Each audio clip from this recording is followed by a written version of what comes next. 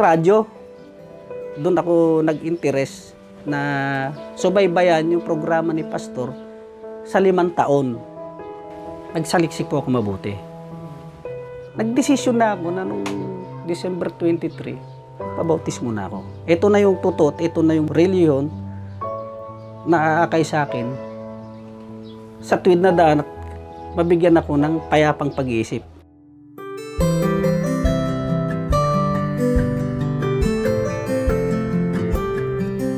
Dati po kasi akong isang militar sa sundalo.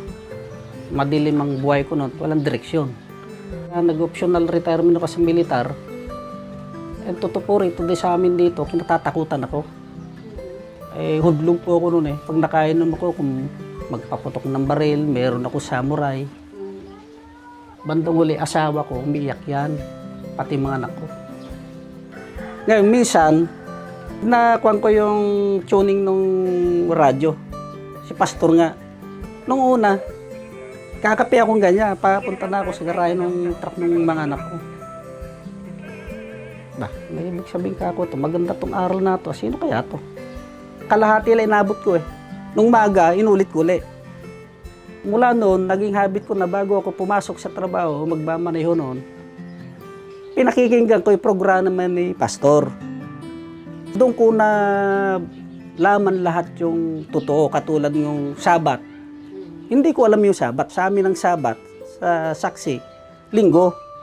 Nung magsaliksik ako, nalaman ko kay Pastor na ang Sabat, Sabado. At tinignan ko nga sa Biblia, ito to, pinanganak pala ko, maling-mali yung nasundan kong aral.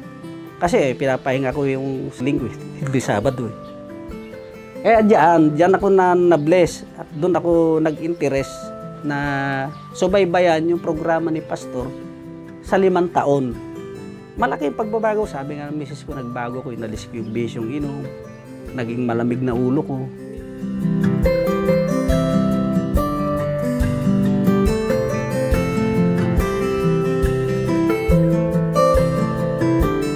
Kaya po ako natagalan. Nagsaliksik po ako mabuti.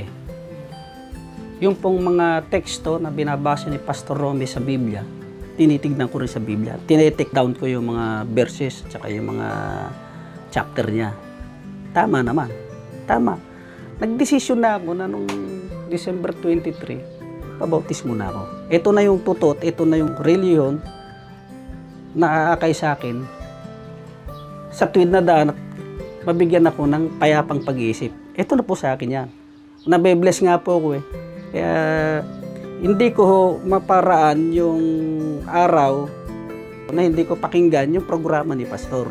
Kasi bless ako sa programa niya at yung paliwanag . Kung ako yung na-bautismo at tumanib na ako dyan at inakap ko na yung doctrine at aral ng Biblia, malaki pagbabago. Bakit po? Kasi tahimik ang pamilya ko. Yung gusto ko mangyari sa pamilya ko, napag-aral ko, napagtrabaho sila. At yung mga pamilya ko tuwing maga, nakikinig kami sa radyo na to, malaki. Mula ho nung tanggapin ko ang Panginoon at nabautismohan ako, pasalamat. At saan po ako nagpapasalamat? Sa programa ni Pastor at ng AWR. Kasi kung hindi ko ho nasumpungan yon, baka po ako yung sinatawag na naglalakad na walang direksyon . Pero ngayon, may direksyon na po ako sa buhay. Ang misis ko, masaya. Ang pamilya ko, malaki pagbabago nung mabautismo ko. Tsaka, hindi naman po ako mababautismohan dyan kung hindi nag-umpisa sa programa ng AWR sa pamagitan ni Pastor. Kaya, blessed na blessed ako rin sa programa at sa aral.